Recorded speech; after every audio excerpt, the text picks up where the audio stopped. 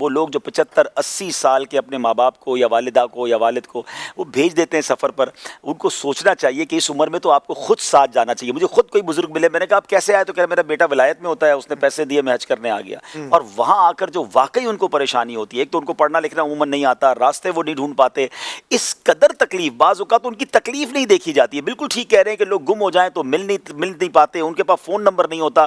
مجھے اچھی طرح یاد ہے ایک بار ہم حرم شریف میں مکہ پاک میں فجر کے بعد کا وقت تھا، بیٹھے تو ایک بابا بہت بڑی عمر کے رو رہے ہیں دروازے پہ بیٹھ کر. میں نے کہا بابا، وہ ان کی تھی بھی بڑی ٹھیٹ پنجابی نا، تو بہرحال جو مجھے آتی ٹوٹی بوٹی میں نے بات کی، تو کہتے میں نے پتہ ہی نہیں کدھر جانا ہے. تو میں نے کب آئے ہو؟ کہہ رہے رات پہنچے، ہوٹل سامان رکھا، ساڑھا پورا قافلہ عمرہ کرنے آیا، عمرہ کر کے میں استنجا وغیرہ وضو کرنے گیا ہوں، میں نے پتہ ہی نہیں کتنے جانا ہے. یعنی اب وہ کیسے پہنچے؟ میں پریشان، میں نے کہ سارا بیگ چیک کیا، سب کچھ چیک کیا، کوئی ہوٹل کا کارڈ، کوئی معلم کا کارڈ، حالانکہ وہ حج پہ آئے تھے.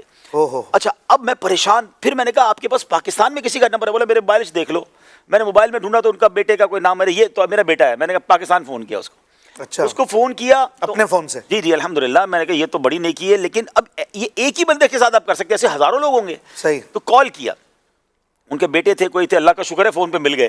میں نے کہا یہ آپ کے ابو ہیں یہاں پر، آپ پریشان نہ ہوں، آپ مجھے یہ بتائیں کس گروپ کے ساتھ آئے تھے. پھر تھوڑی دیر ہوئی تو انہوں نے ان کا نمبر دیا، پھر ان کو فون کیا، ان سے ایڈریس لیا، پھر بابا جی کو ایک اسلام بھائی کے ساتھ ادھر بھیجا.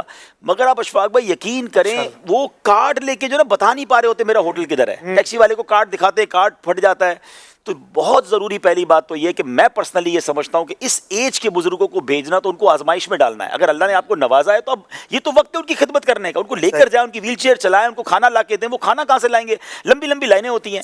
تو یہ صحیح کہہ رہے ہیں کہ جو کھو جاتا ہے اس کو تو اس کے لیے تو اس کا حج اور عمرہ گیا ہے نا. مجھے ایک بار ایک اور بوڑھی خاتون ملی، تو وہ کہتی ہیں، وہ رو رہی تھی، بہت رو رہی تھی. تم نے کہا صاحب کدھر ہے؟ بولے مجھے پتہ ہی نہیں ہے وہ بلڈنگ کتنے گئی. میں نے کہا بلڈنگ کتنے گئی؟ تو حرم شریف کا اسٹوری یہ ہے، آپ کو پتہ ہے حرم شریف کے بہت سارے دروازے ہیں. ان کو کسی نے بتایا ہوگا کہ باجی اے دروازہ، اے حرم، تسی واپس آ کے اے بلڈنگ تے سانو ملنا. تو وہ اندر تو چلی گئی، نکل کسی اور دروازے سے گئی. بولے وہ بلڈنگ ہی چلی گئی. میں نے کہا بلڈنگ نہیں گئی، آپ کسی اور دروازے سے باہر آ گئی. او بڑی مشکل سے بھائی ان کو پہنچانے کا انتظام.